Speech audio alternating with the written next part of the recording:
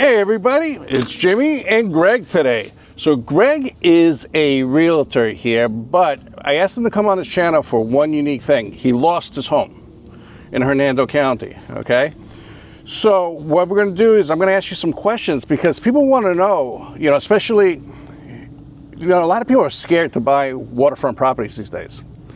A lot of these properties that are ranches, some of them are getting condemned and they're gonna get knocked down. Well, some maybe, but the county's still going to get work through some of these processes. And in the end, I think a whole lot less will be condemned than you think there will be. Because you could challenge it, right? Well, you have 90 days to challenge, but I also personally believe that when we change administrations, there'll be a new FEMA director, and there may be a reinterpretation of the cost about repairs for the 50-50 rule. One of the things a lot of people don't know is you don't go to the county and challenge your 50-50 rule and show the bills from your contractor.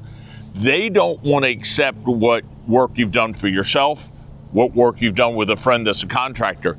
They're using unionized labor standard estimates for rebuilding that really don't apply to our region. So they're disadvantaging homeowners that want to do the work themselves, right? Have friends or family that are going to do work with them, or have a local contractor that's cheaper, because that would make their repairs cost less, so they're much more likely to fit under the 50% threshold. All right, totally understand, but like in the meantime, people have to live someplace. So, what do you think the average time will be for people to determine if they could rebuild, or they have to move to a different place, or they have to get it knocked out and meet the new codes? Well, the county's in the middle of sending out the significant damage letters. Okay. Even if you get one of the letters, you have 90 days to give them a response. Your three choices are conform to current standards. If your home is damaged over 50%, the three rationale the county says is make your home code compliant. That means raising it 14 feet in the air, going up, doing all the repairs, and doing all of those to your house. Number two, tearing it down. The county's offering to tear down homes at their expense. We'll see if it really happens or not. Three, prove to the county that your house does not meet the standard, because you can complete all repairs for 49% of the value. Let me ask you this question then, okay? Down in St. Pete, there was a waterfront, very expensive area, 1,500 square foot, old ranch, got flooded, 5 feet of water, estimated value, 1.5 million. The value for the structure itself was 200,000. Very true for Pinellas County. So they got 5 feet of water, it's gonna be over 100,000 in repairs. And now they can't afford to meet today's standards, so they're gonna sell it as is, where is. Correct. Okay. They're going to convert because Pinellas County has so much more expensive home and is such a tighter demographic where you have so much more population. Their lot values are very high. So most of Pinellas County, those homes that are significantly damaged, that have good views on the intercoastal or waterfront properties, they're all going to be demolished, and they're going to build these mini mansions because the math works.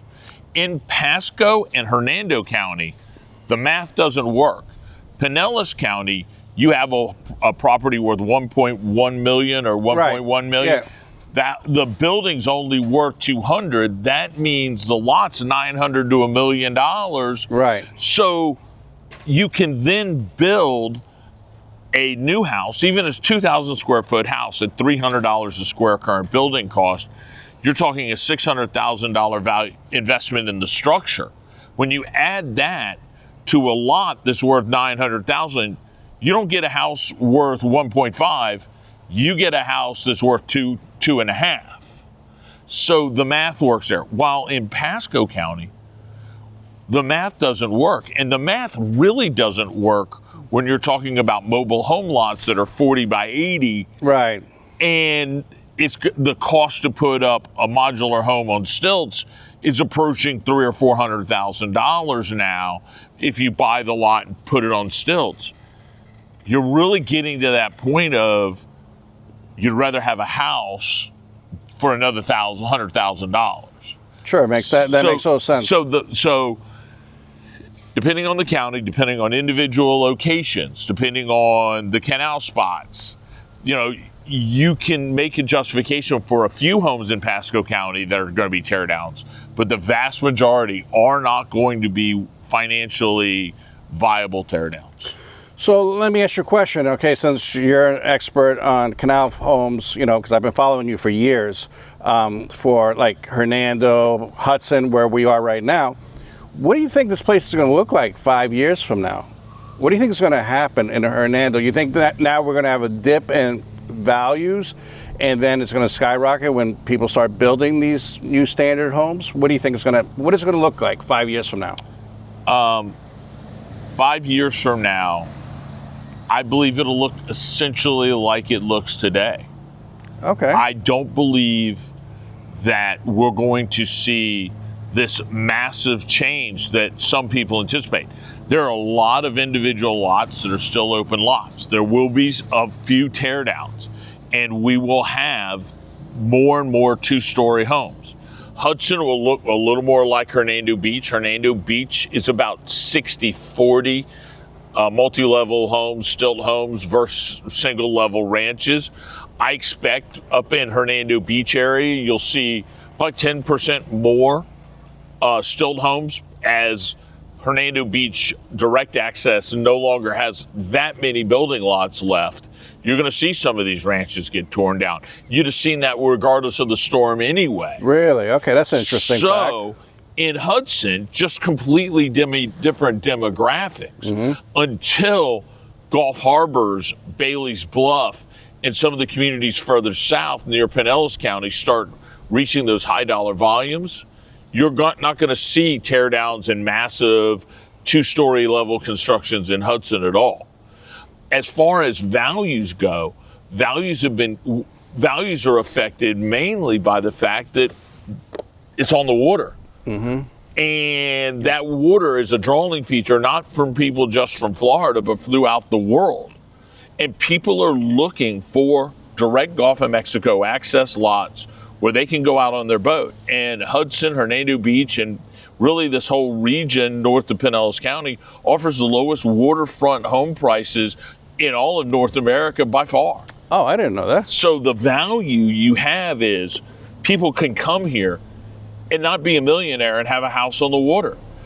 And I believe even after this storm and 2 years of flooding in a row, I own Gulf Coast Fishing Homes Realty, and it's because this is where I grew up. This is where I was born. I was born in Tampa. My mom's from a small town in North Florida called Mayo, Florida. My dad grew up on St. Pete Beach. So you know the this area is pretty my well. life. This I have lived this life. And you're a boater, right? I'm a boater. I'm a fisherman.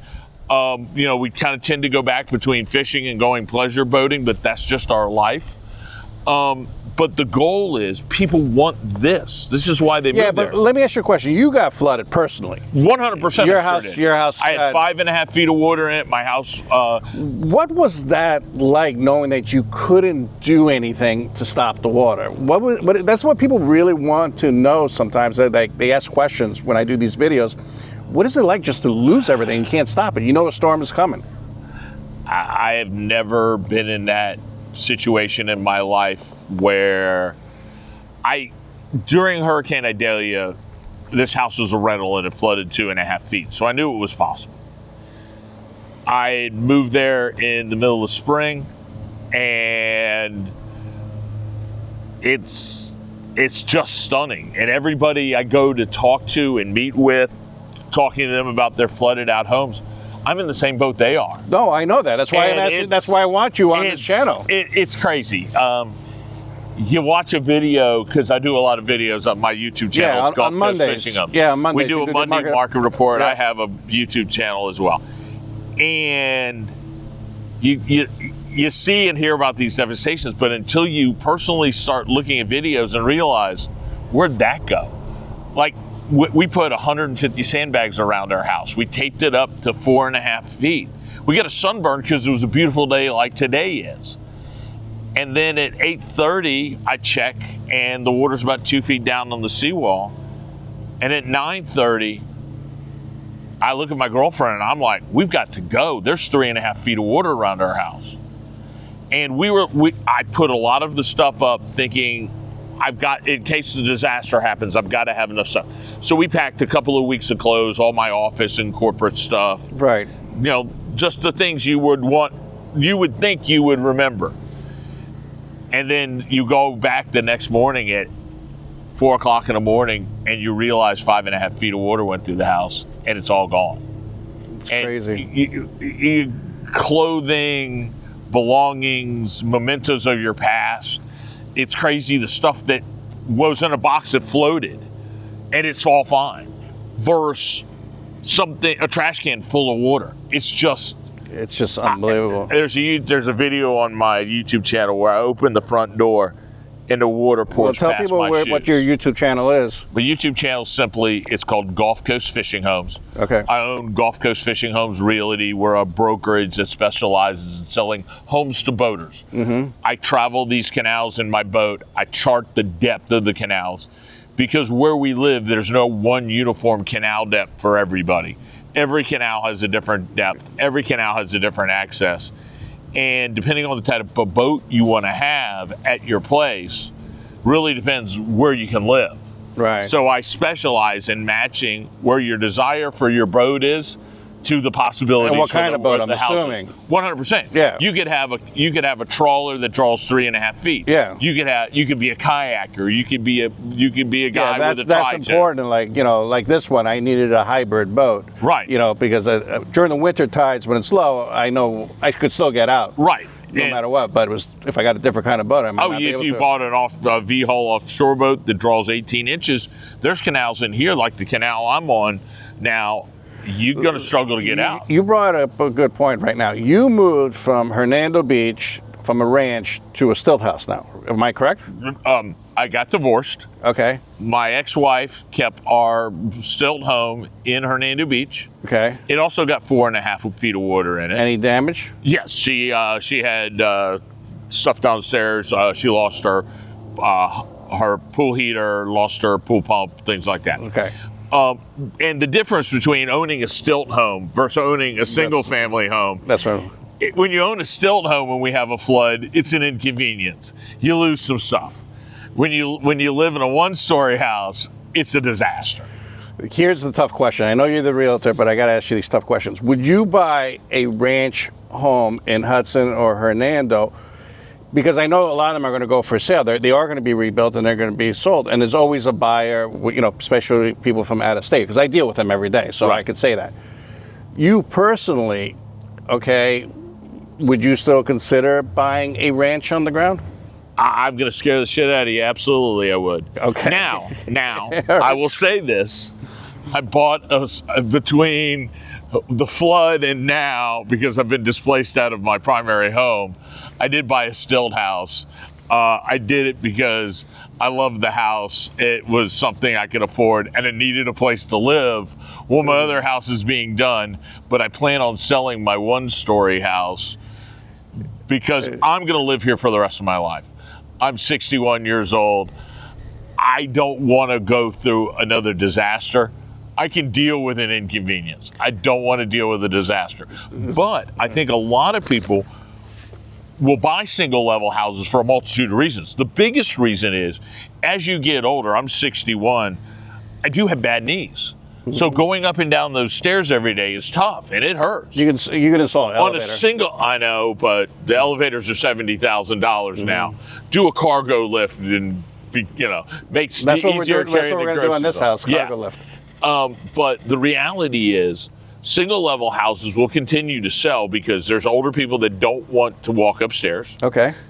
If it's a vacation home or a fishing place or an Airbnb, if it floods every once in a while, but you're making a great revenue, who cares what it is? And some people they don't put sheetrock back in; they put the special material that you unscrew and clean off. There's all sorts. There's all sorts of people that do a bunch of different mitigation tactics to flooding. I think we'll see more and more of that. But the primary thing people forget, these are two major points. Before Hurricane Idalia, it had been 31 years since it flooded. Oh, wow. We had Hurricane Idalia No name last storm? year. You didn't get flooded? No name storm was 31 years ago. Oh, wow. 1993. Wow. That is, Yeah. But Idalia flooded, and yeah, we flooded during Hermine. And a few people got a little something in Debbie. But the reality is, we don't flood that much. And this overhyped global warming things, even if you take global warming at its worst, sea levels are going to rise by 3 inches. Mm-hmm. We got 4-foot tide runs here. 3 inches is nothing. Come on now. Mm-hmm. But there are going to be people that want to buy single-story ranches, and those single-story ranches are going to sell for what they were selling before the flood, and we're going to be able to sell the shit out of them. Do you think that the values of single floor ranches are going to be increasing as much as stilt homes?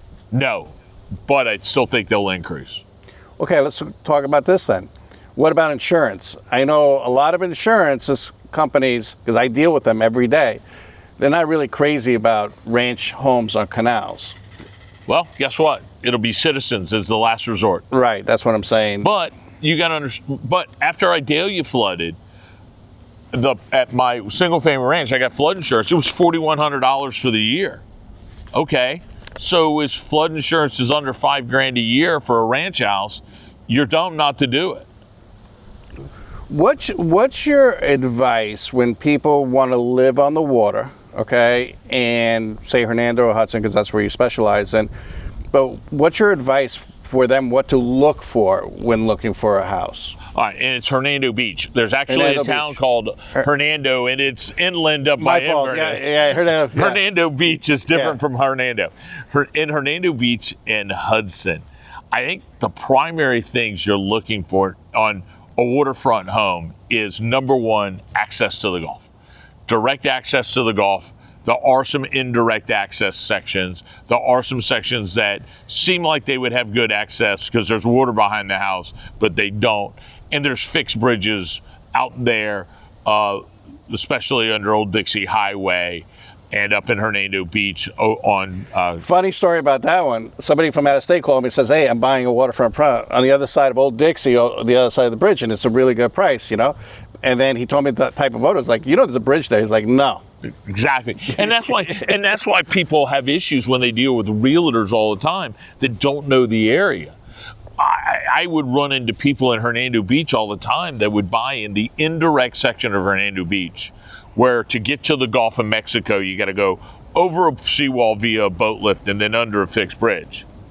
This guy bought a house on the indirect side, and he was told by his agent, no, you can get directly to the Gulf. The agents just didn't know what they were talking about. Actually, I saw that in one of your videos. You talked about it. Yeah. So what do you think the future brings our area?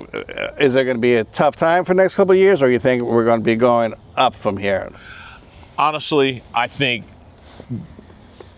as people move more and more to the coast in Florida, we're going to see old Florida fade away. Okay, I did a whole video on that, yeah. It's going to become, the next place to become Pinellas County is going to be southern Pasco. Mm-hmm. And then eventually it'll be northern Pasco. And from a family my family had a hunting camp and fishing camp at the mouth of the Suwannee River in the mouth of the Gulf of Mexico for the last 100 years. Wow. And it is old world, old school Florida. And that's going to disappear. Mm-hmm. And I'm hoping that places like Hernando Beach and Hudson will retain some of their charm and the great things we have about it. But change is coming. It's going to be people that build these mega mansions, and it's great. I want to see all the ranches become nicer homes and values continue to go up. But there's a uniqueness and a flavor to old Florida that my family understands because I'm a local, because my mom was born in Mayo, Florida, and her brother was born in Bell, Florida. That's the uniqueness. Now, is Suwannee a place you want to go all the time? It's 26 miles from US 19 at Old Town. Has got more no-see-ums than you can see, but the fishing's pretty incredible. So let me ask you one last tough question, because I know you're a realtor and sell in this area. Do you think it's a good time to buy now, or wait till everything pans out, see what happens? I think there's fantastic opportunities to buy now. Yeah. I think the math on the flooded homes out there is crazy good for people that want to come and fix and flip houses on the direct Gulf. So what we're talking about in Hudson is most of these flooded out houses are being sold for between $225,000 and $275,000, depending on the characteristics of their home. Access to the Gulf, number of bedrooms, number of bathrooms, does it have a master bathroom, is it a 1-car or 2-car garage? Those factors change that $50,000 in price. So you buy the house at, on average, of $250,000. You spend $100,000 doing repairs to that house. So now you're at $350,000 total investment. That home is going to be worth between $425,000 and $475,000. Wow. There's $100,000 in profit if you do it. Things you got to watch out. What's the significant damage letter say? Is it something that's being contested? Are the rules changing? And some people are keeping the insurance if they had the insurance, selling it as a... Okay, so here's the thing. When you're selling your flooded out house and you're discounting the price to the $225,000 to $275,000 range, you're keeping all flood, as the seller, you're owed that money from the date of the claim. If you transfer title, it doesn't matter. That money's paid to you or paid to your mortgage company. That's an important fact. That's really, really important. So basically, so you're a Hudson resident now, right? Yes, I have been. I've lived in Hudson before. But do you miss Hernando Beach? They're different. Hernando Beach is kind of Sanibel Island of the 80s. Yep. Those people have been to Sanibel. Periwinkle's the road where all the bars and restaurants are on. Sanibel, for Hernando Beach, that's shoreline. It's a great place to live. It's quiet. I think of Hudson as Key West of the 70s. A little bit stripper, a little bit shrimper, a little bit eclectic party town, with the occasional crazy homeless guy that walked to the end of the earth. Yeah. It's, my parents still live in Hernando Beach. I love Hernando Beach. I like Hudson. Hudson happens to be that 20 minutes closer to Tampa. Yeah, that's makes great. A difference, yeah. And, they both have their different flavors, and it depends on who you are, to what community. And as a kid that grew up in Lutz in a 17-acre orange grove, I appreciate the quiet of Hernando Beach, but I also like the connectivity of Hudson. Oh, that's good to know. Well, I really appreciate you coming on the channel. Everybody knows how to reach you. Greg Clesius, I'm broker owner of Gulf Coast Fishing Homes Realty, 813-394-4356, GulfCoastFishingHomes.com, or my YouTube channel, Gulf Coast Fishing Homes. And we'll follow up with you after you rebuild up in Hernando, so we could do a video and see how everything worked out. No problem. I will actually tell you all the math on how it worked out at the end. That's what I'm trying to figure out, yeah. I think the math is crazy good for people buying flooded out homes. And the people like me who just don't want to worry about it, making that move from single level to multi-level. 5 years from now, I may be like, I can't do the stairs anymore. I'll buy a single level. I'll take my chances. Yeah, it could be another 30 years before we flood again. Or it could be next year. We just don't know. You don't know. We have a lot of amazing days like this on the water. Yeah, believe it or not, this is late December. And people ask me all the time, how can you live there? And I'm like, it's easy. We have so many great, amazing days on the water. Every once in a while, we're going to have a shitty day, and sometimes we're going to have a horrific day. We had a horrific day. Guess what? Yeah, but it doesn't suck. You can't trade this, and we're Christmas. I know. And this is why people are moving here. And this is why they want to live here and live on the water and go right to the Gulf. Absolutely. Anyways, I appreciate you guys watching. Remember, consider subscribing. It really helps out the channel. Watch this video over here. It's really important. I picked it out just for you, and we'll talk to you soon. Thank you, and have a great day.